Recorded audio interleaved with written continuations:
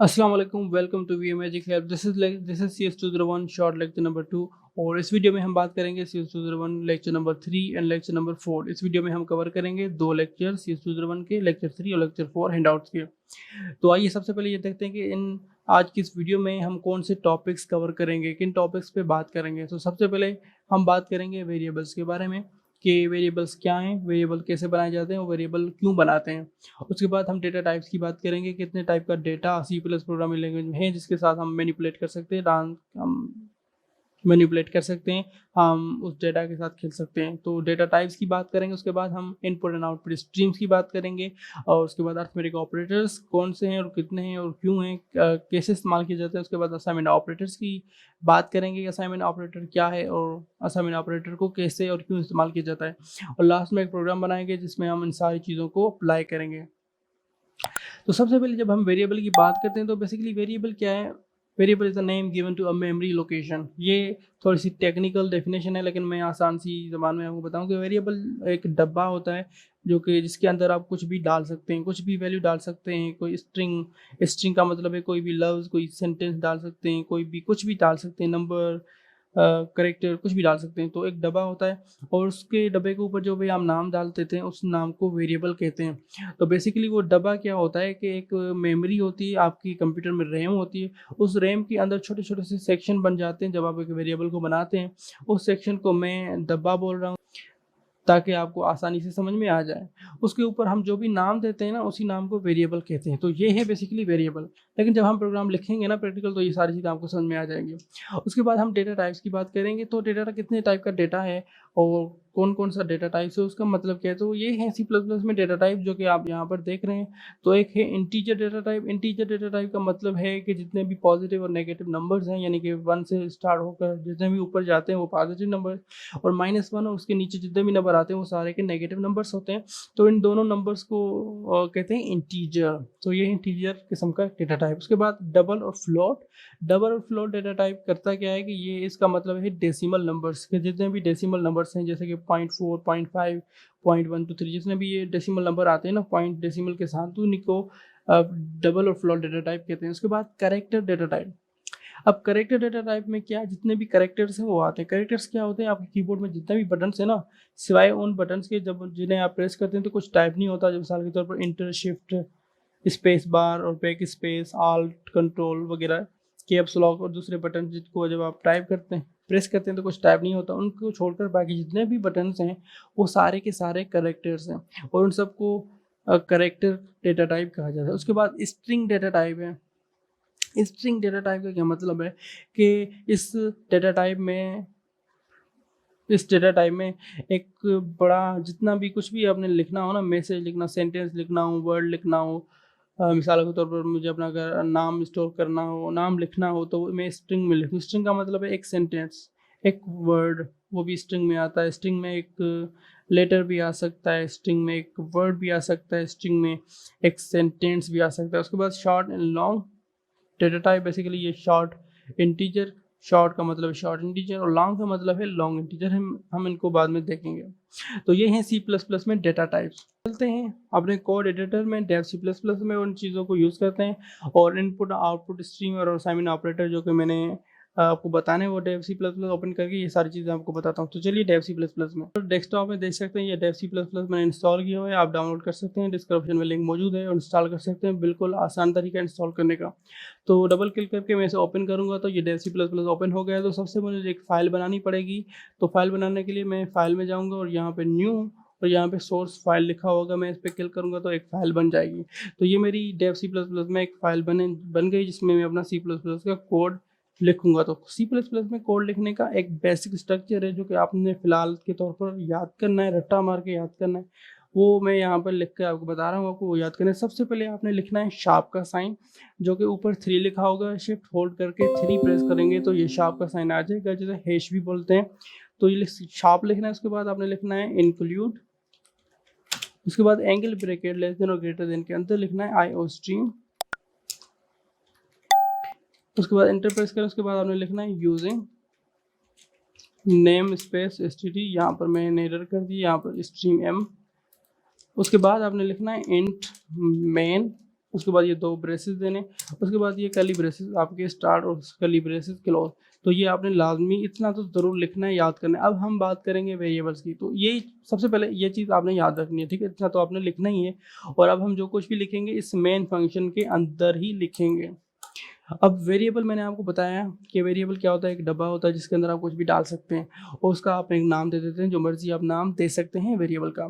तो वेरिएबल बनाने का सबसे आसान तरीका ये है कि वेरिएबल कुछ इस तरीके से बनते हैं कि सबसे पहले आपने एक डेटा टाइप देना होता है, उसके बाद वेरिएबल का नाम देना होता है। तो इस तरह आप वेरिएबल बनाएंगे। मिसाल के तौर पर मुझे अगर इंटीजर का डेटा टाइप बनाना है तो मुझे इंटीजर के लिए लिखना पड़ेगा इंट। सी प्लस प्लस में इंटीजर पूरा वर्ड नहीं लिखना, आपने सिर्फ लिखना है इंट। उसके बाद वेरिएबल का नाम मुझे मैं दे देता हूँ, मिसाल के तौर पर मैं नाम देता हूँ ए। उसके बाद सेमीकोलन आपने लगाना है। तो ये मैंने क्या किया कि एक ए नाम का वेरिएबल मैंने बनाया जिसके अंदर, यानी ए नाम का एक डब्बा जिसके अंदर मैं इंटीजर स्टोर कर सकता हूँ, सिर्फ इंटीजर। इंटीजर क्या है? पॉजिटिव नंबर्स और नेगेटिव नंबर्स, ठीक है। इसी तरह अगर मुझे फ्लोट डेटा टाइप का अगर बनाना हो डेटा टाइप, तो वेरिएबल बनाना हो, तो मैं लिखूंगा फ्लोट। डेटा टाइप की का नाम फ्लोट है तो फ्लोट लिखूंगा, उसके बाद वेरिएबल का नाम मैंने रखूंगा बी। इसी तरह डबल डेटा टाइप का अगर मुझे वेरिएबल बनाना हो तो मुझे डबल कीवर्ड लिखना पड़ेगा, उसके बाद मैं लिखूंगा सी, जो कि वेरिएबल का नाम है। अच्छा, मैं ये अपनी मर्जी के नाम रख रहा हूँ, आप कुछ भी नाम दे सकते हैं। उसी तरह मैं स्ट्रिंग डेटा टाइप, उसके बाद मैं लिख रहा हूँ यहाँ पे नेम, ठीक है, मैंने वेरिएबल का नाम नेम रख दिया, आप कुछ भी रख सकते हैं। उसके बाद मैं कैरेक्टर डेटा टाइप का एक वेरिएबल बनाना चाहता हूँ जिसका मैं नाम रखता हूँ मिसाल के तौर पर z, ठीक है। तो इसी तरह डेटा टाइप के ये वेरिएबल मैंने बनाए, इंट डेटा टाइप का variable a, float data type का variable b, double data type का वेरिएबल c मैंने बनाया, स्ट्रिंग डेटा टाइप का वेरिएबल मैंने नेम बनाया और कैरेक्टर डेटा टाइप का वेरिएबल मैंने z बना दिया। इसी तरह मैंने ये डेटा वेरिएबल बना दिए। अब इन वेरिएबल के अंदर कुछ भी नहीं है, ये सारे के सारे वेरिएबल खाली हैं, इनके अंदर मैंने डेटा कोई भी नहीं डाला हुआ है, मैं इनके अंदर डेटा डाल सकता हूँ। तो डेटा डालने का तरीका क्या है? डेटा डालने के लिए हमें एक ऑपरेटर यूज़ करना पड़ता है जिसे कहते हैं असाइनमेंट ऑपरेटर। ये जो इक्वल का साइन आप देख रहे हैं, इसे हम मैथमेटिक्स में इक्वल कहते हैं। बेसिकली इसे C plus plus programming language में या किसी भी प्रोग्रामिंग लैंग्वेज में इसे इक्वल नहीं कहते, बल्कि इसे कहते हैं असाइनमेंट ऑपरेटर। असाइनमेंट ऑपरेटर क्या करता है कि किसी भी वेरिएबल में डेटा स्टोर करने के लिए इस्तेमाल होता है। मिसाल के तौर पर अगर ए डेटा टाइप के अंदर मुझे एक वेरिएबल कुछ एक डेटा स्टोर करना है, तो मैं लिखूंगा ए वेरिएबल का नाम जो कि लिखा हुआ है, उसके बाद ये असाइनमेंट ऑपरेटर, उसके बाद कोई भी वैल्यू आप अगर लिखें, मिसाल के तौर पर मैं लिखता हूँ 10, उसके बाद सेमीकोलन लगाता हूँ, तो होगा ये कि इस वेरिएबल के अंदर मैंने 10 को डाल दिया, ठीक है। इसी तरह इस वेरिएबल के अंदर अगर मुझे डेटा डालना हो तो उसके अंदर मैं डालूंगा 0.23, तो फ्लोट डेटा टाइप के अंदर मैंने 0.23 को डाल दिया। इसी तरह सी वेरिएबल के अंदर मैं डाल देता हूँ 2.36, तो इसी तरह इसका अंदर ये डेटा मैंने सी वेरिएबल में डाल दिया। स्ट्रिंग डेटा टाइप के अंदर मुझे स्ट्रिंग डालनी है। अच्छा, जब हम नंबर स्टोर करते हैं तो नंबर हमें लिखने पड़ते हैं सिमिलरली इसी तरह, ठीक है। और जब हम स्ट्रिंग डेटा टाइप की बात करेंगे कि एक स्ट्रिंग डेटा टाइप के वेरिएबल में हमें स्ट्रिंग स्टोर करनी है, तो स्ट्रिंग का मतलब है एक सेंटेंस, एक वर्ड आप बस लिखते जाएं, वो सारा का सारा स्ट्रिंग ही कहते हैं। तो स्ट्रिंग स्टोर करने के लिए आपको सबसे पहले स्ट्रिंग लिखनी पड़ेगी। स्ट्रिंग लिखने के लिए तरीका ये है कि आपने डबल कोटेशन मार्क लिखने हैं, फिर उसके अंदर कुछ भी लिख दें, वो सारा का सारा इसके अंदर स्टोर हो जाएगा। मिसाल के तौर पर मैं लिखूंगा VU मैजिक है, तो ये मैंने एक सेंटेंस लिखा या नाम ही लिखा, तो ये बेसिकली हुआ ये कि इस नेम वेरिएबल के अंदर ये स्ट्रिंग स्टोर होगा। इसके बाद सेमीकोलन आपने ज़रूर लगाना है, अगर नहीं लगाएंगे तो एरर आ जाएगा। उसके बाद ये कैरेक्टर डेटा टाइप है, उसका नाम वेरिएबल मैंने z रखा है। तो अगर इसके अंदर मुझे कोई भी डेटा डालना है तो कैरेक्टर डालने के लिए तरीका ये है कि अगर आपने कैरेक्टर डेटा टाइप के वेरिएबल में कोई भी कैरेक्टर स्टोर करना हो तो आपको सिंगल कोट्स के अंदर एक कैरेक्टर लिखना होगा। तो स्ट्रिंग के लिए हम डबल कोट्स का यूज़ करते हैं और कैरेक्टर स्टोर करने के लिए, कैरेक्टर को लिखने के लिए सिंगल कोट्स का हम इस्तेमाल करते हैं। अब इसके अंदर मैं कैरेक्टर लिखूंगा, मिसाल के तौर पर मैंने इसके अंदर डी लिख दिया, तो इस कैरेक्टर डेटा टाइप का जो वेरिएबल z है उसके अंदर मैंने एक कैरेक्टर d डाल दिया। अच्छा, इसके अंदर सिर्फ एक वेरिएबल के अंदर सिर्फ एक ही कैरेक्टर स्टोर किया जा सकता है, इससे ज़्यादा कैरेक्टर स्टोर नहीं किए जा सकते। मिसाल के तौर में बी डी भी डालना चाहता हूँ, FGHR डालना चाहता हूँ, तो ये स्टोर नहीं होंगे, सिर्फ एक ही कैरेक्टर स्टोर होगा। तो ये मैंने क्या किया कि एक वेरिएबल डिक्लेयर करने का तरीका आपको बताया और उसके अंदर वैल्यू किस तरीके से डाली जाती है वो भी मैंने आपको बताया। अब बात करते हैं आउटपुट स्ट्रीम की। आउटपुट स्ट्रीम का मतलब है एक मैसेज मैं प्रिंट कराना चाहता हूँ स्क्रीन पे, तो वो कैसे करूँगा। मैसेज प्रिंट कराने के लिए आपने करना यह है कि सिंपल है, सबसे पहले आपने लिखना है सी आउट, ठीक है। उसके बाद आपने क्या लिखना है, डबल कोट्स, ठीक है। और इसके अंदर आप कोई भी मैसेज लिख सकते हैं जो कि आपको जब अपने प्रोग्राम को हम चलाएंगे तो वो मैसेज हमें नज़र आ जाएगा। मिसाल के तौर पर मैं लिखता हूँ हेलो वर्ल्ड, और आखिर में आपने सेमीकोलन ज़रूर लगाना है। C++ का हर कोड एंड होता है सेमीकोलन में, ये चीज़ आपने याद रखनी है। अब मैं अपने इस प्रोग्राम को चलाऊंगा तो ये चीज़ें जो हैं इनके अंदर जो डेटा मैंने डाला है वो इनके अंदर चला जाएगा और ये कुछ भी नज़र नहीं आएगा। हमें लिखे हमने कुछ प्रिंट नहीं की इनके बारे में, हमने सिर्फ एक मैसेज प्रिंट किया है हेलो वर्ल्ड। हम अपने प्रोग्राम को चलाएंगे और हमें ये मैसेज हेलो वर्ल्ड प्रिंट होकर नज़र आएगा। तो प्रोग्राम को चलाने के लिए ये एग्जीक्यूट का बटन है और यहाँ पर कंपाइल एंड रन का बटन, इस पर मैं क्लिक करूँगा तो हमारा प्रोग्राम चलेगा। तो सबसे पहले ये कह रहा है कि सेव कीजिए, मैं हमने सेव करूँगा, उसका नाम रखता हूँ माय प्रोग्राम। ये हो गया सेव, तो ये अब चलेगा। तो ये देख सकते हैं कि हमने जो मैसेज लिखा सी आउट लेस देन, और ये मैसेज यहाँ पर हमारा हेलो वर्ल्ड प्रिंट होकर आ गया। मैं इसे क्लोज करता हूँ। यहाँ पर कुछ भी आप दे सकते हैं, आपको प्रिंट करके दिखाएगा hello world, this is my first program. मैं इसे सेव करूँगा, दोबारा से कंपाइल एंड रन। तो अब वही मैसेज जितना मैंने लिखा वही प्रिंट होके आ गया। इसी तरह आप मैसेज प्रिंट कर सकते हैं सी आउट आउटपुट स्ट्रीम की मदद से। सी आउट करता ये है कि एक मैसेज आपके स्क्रीन में प्रिंट करता है, तो ये है सी आउट आउटपुट स्ट्रीम, ठीक है।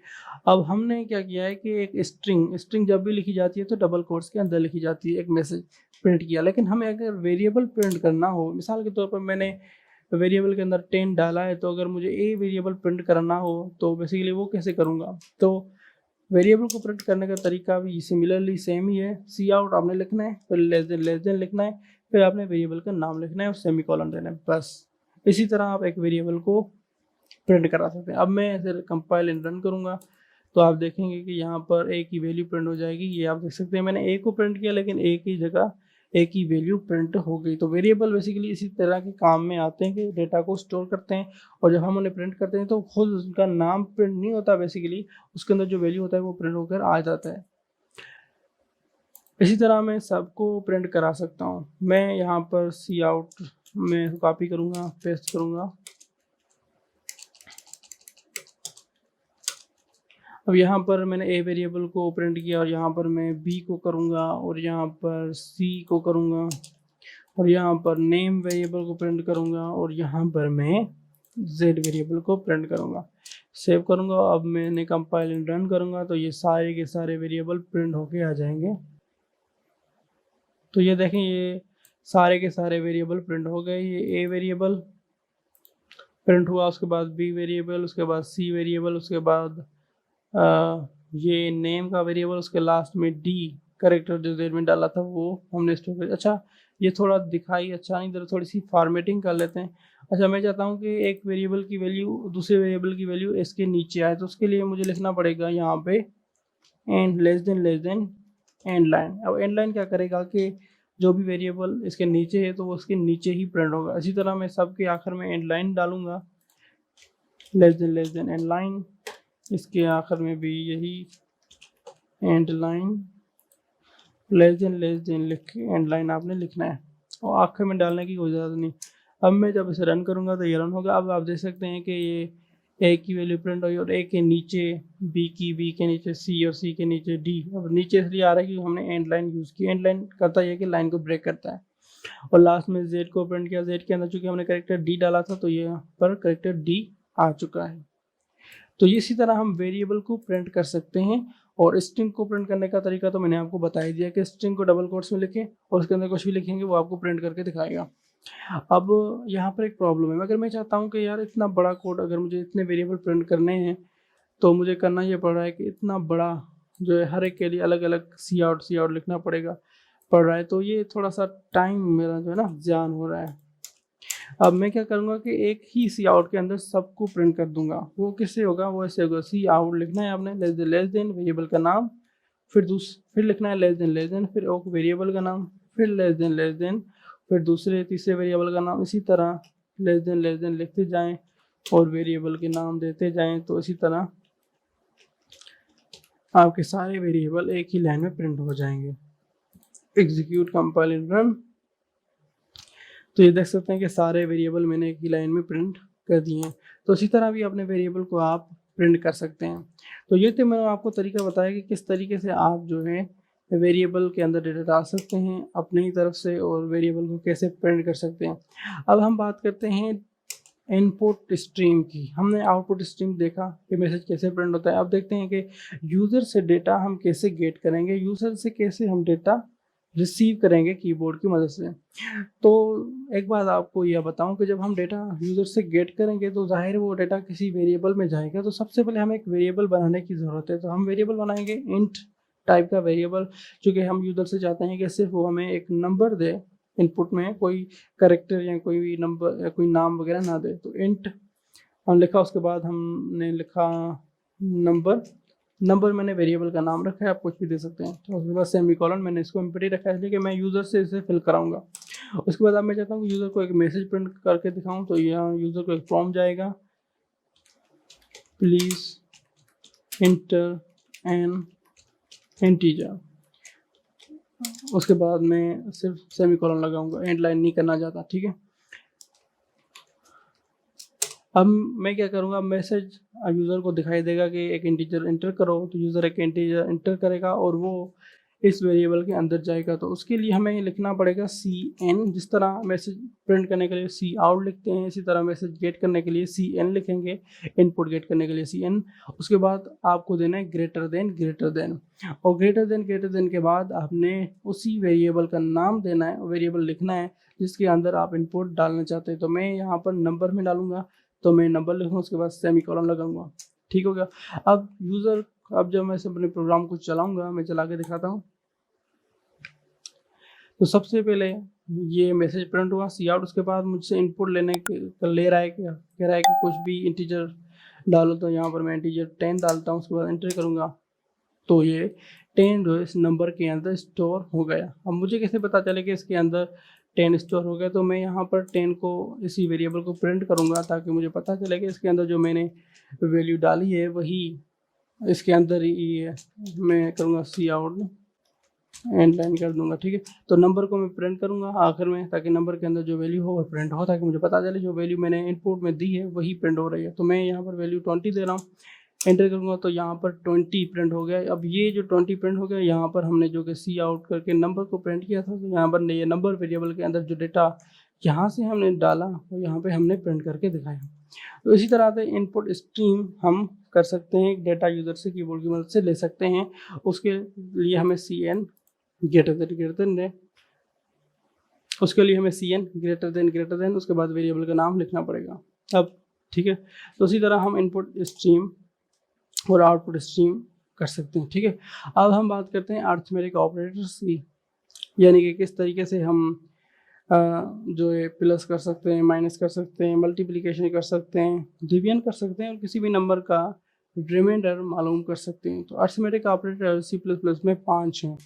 सबसे पहले प्लस, ये उसके बाद है माइनस, उसके बाद मल्टीप्लिकेशन, उसके बाद डिवीजन, उसके बाद है मॉड्यूलस ऑपरेटर।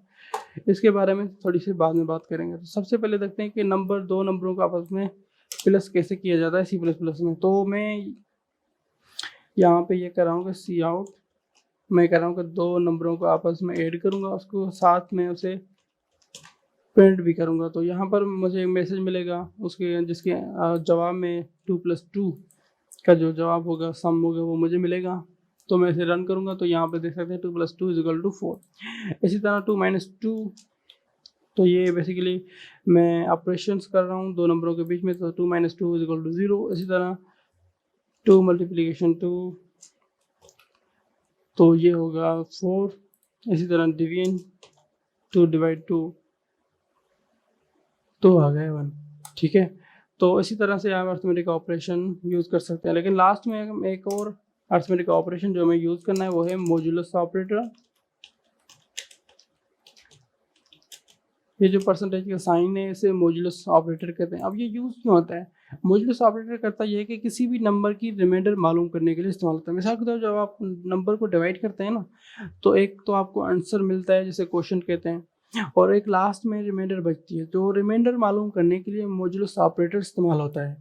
तो मैं यहाँ पर मॉड्यूलस रिमाइंडर मालूम करूँगा सी आउट 20, उसके बाद मॉड्यूलस 2।